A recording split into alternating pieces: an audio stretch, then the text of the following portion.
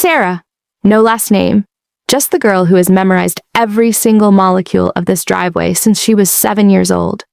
Every crack that bloomed the summer she was 10 and tried to roller skate down it. Every oil stain shaped like a lopsided heart from the time his old truck leaked for 3 weeks straight. Every exact spot where the porch light hits at 9:12 p.m. and turns the concrete the color of warm honey stands dead center in Daniel's driveway at 9:12 p.m.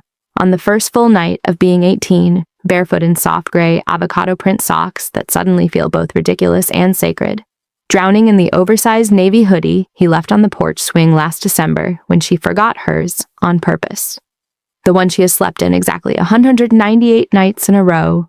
The one she washed at 2:47 a.m. with shaking hands and half his detergent so it would still smell like him when she finally worked up the courage to do this.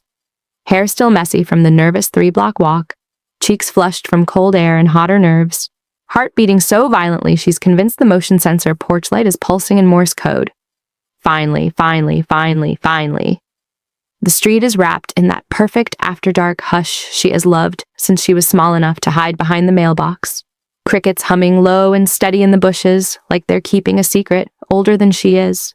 A dog barking 2 houses down, then deciding it's not worth the effort. The faint rustle of leaves skittering across the asphalt like they're gossiping about her in excited whispers.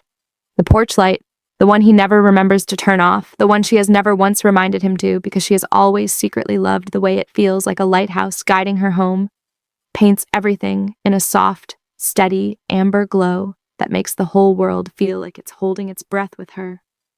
His truck is still gone. He texted at 7:58 that he'd be late, something about picking up lumber for the bookshelf he's been building in the garage, for no reason in particular. She's been here since 8:26 p.m. She told herself she'd only stay 5 minutes, just long enough to figure out the words, just long enough to breathe. But 5 minutes turned into 20, 20 turned into 45, 45 turned into almost an hour of watching the sky go from peach to lavender to deep indigo. The temperature dropped 10 degrees. Her courage rise and fall and rise again, like the tide. Her avocado socks slowly soaking up the evening dew from the grass she keeps stepping onto and off of, like she can't decide whether to stay rooted or bolt. She could have knocked, could have let herself in with the spare key. It's still under the fake rock, same spot since she was 9 and lost her key in a water balloon war. Could have texted, "I'm in your driveway," or "Can we talk when you get home?" or any of the 100 versions she typed and deleted on the walkover.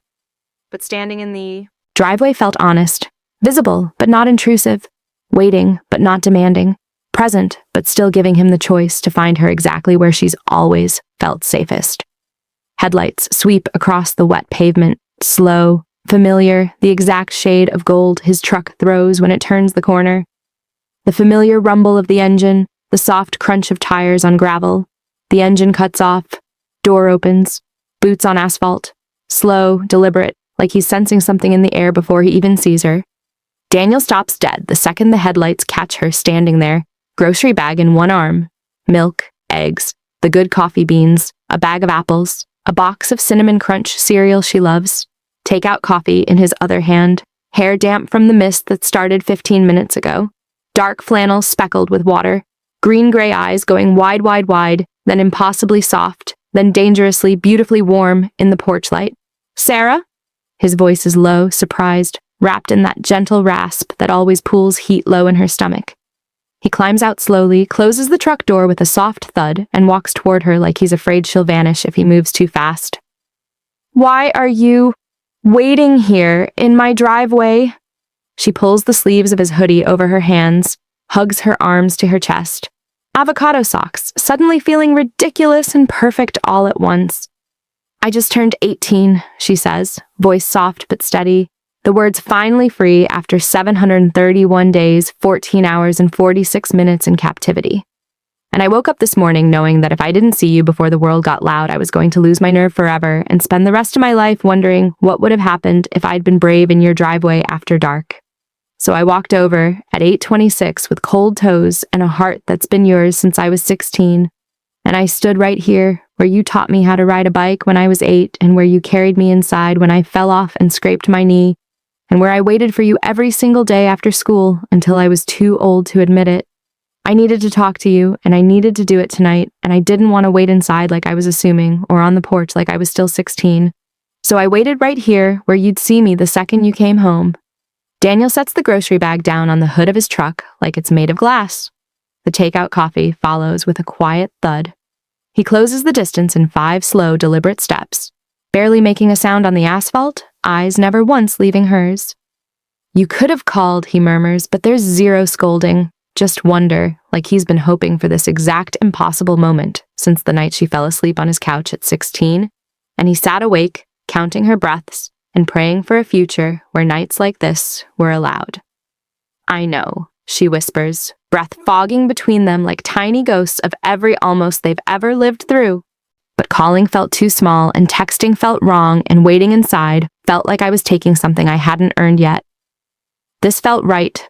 Cold toes and porch light and the sound of your truck coming home and the way this driveway still has the crack I tripped over when I was 10 and you carried me inside piggyback so I wouldn't cry. He studies her for one long, humming second. Really studies her. Eyes moving over the way she's curled into his hoodie like it's armor, the way her avocado socks are pulled up over chilled ankles and now slightly damp from the grass, the faint goosebumps on her legs, the way her pulse is visible in her throat like a second heartbeat trying to reach him first. Then he reaches out, slow, reverent, and brushes a loose strand of hair from her cheek with fingers that tremble just enough to break her heart open. I'm here, he says gently, voice low and steady and scraped raw with everything he's never been allowed to say. Tell me what you came to say. She takes one small step closer until she's close enough to feel the warmth rolling off him.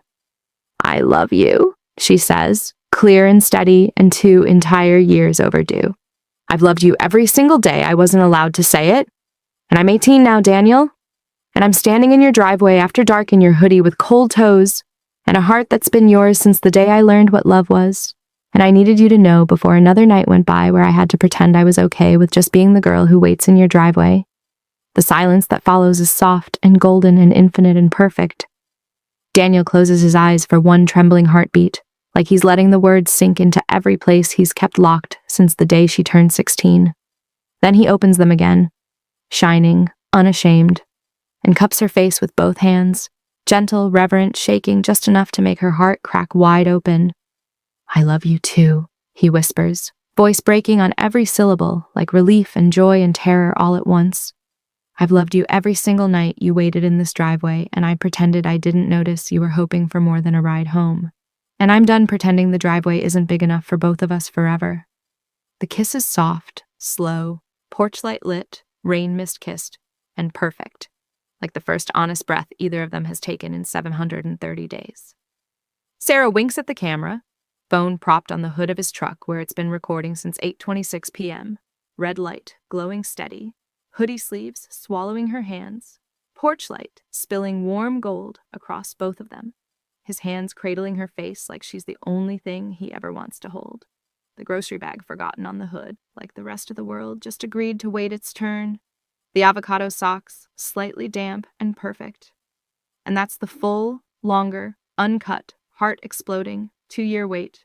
Driveway after dark, cold toes. Spare key she never needed, avocado socks, 9:12 p.m., golden glow, grocery bag on the hood. Rain that started on cue, 8:26 p.m., arrival story of the night I turned 18 and finally waited in his driveway until he came home to me. Some waiting isn't patient. It's just love learning how to be brave under porch lights with cold toes and a heart that already knows the way home. Like, subscribe, ring the bell, comment the longest you ever waited in someone's driveway for the words to feel safe enough to come out. Just turned 18, just waited in his driveway after dark. And he finally came home and asked me to stay forever.